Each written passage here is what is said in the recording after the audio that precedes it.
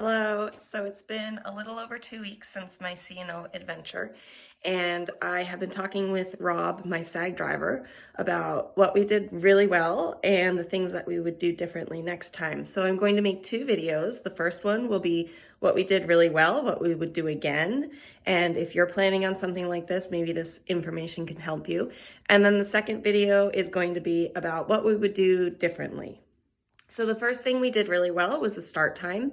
And I started at 8 a.m. I started biking then. So I had thought about maybe starting around 3 a.m. biking because then it'd be about 24 hours. I'd finish 3 a.m.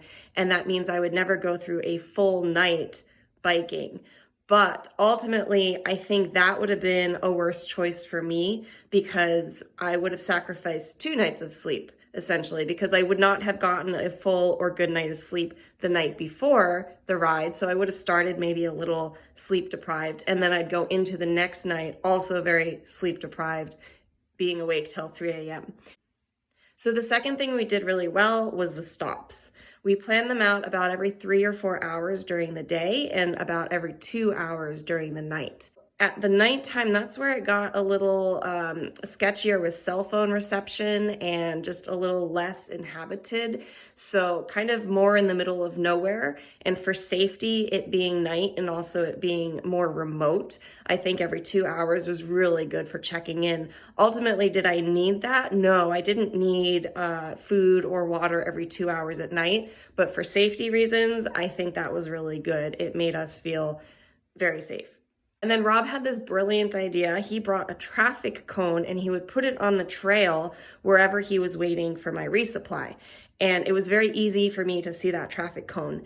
And I'll give you an example of why that traffic cone was so great. Because in the middle of the night, he actually decided to park basically there was a road crossing with the trail. So he basically parked right next to that trail that I was going to be crossing.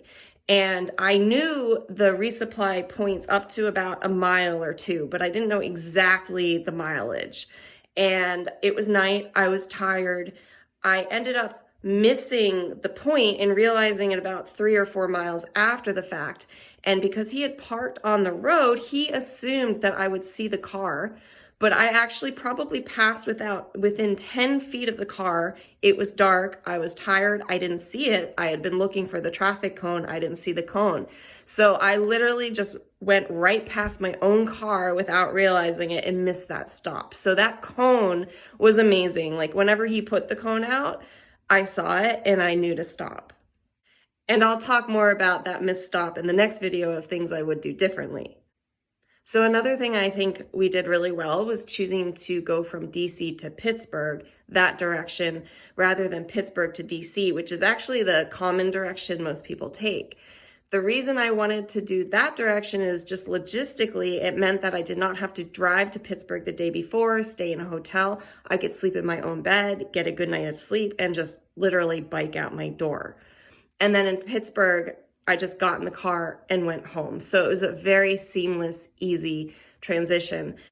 And then also another reason that direction was very good is because the trail going from the Continental Divide to Pittsburgh really opens up. It's very well maintained.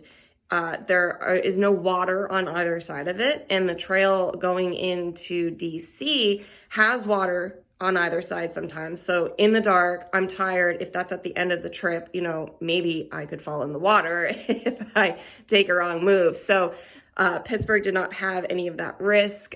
It was definitely smoother trail. They have improved the trail going into DC a lot. So it's a lot better than it used to be. But compared to the Pittsburgh trail, it's definitely a little choppier. So it was great to finish on a very smooth, wide, safe trail.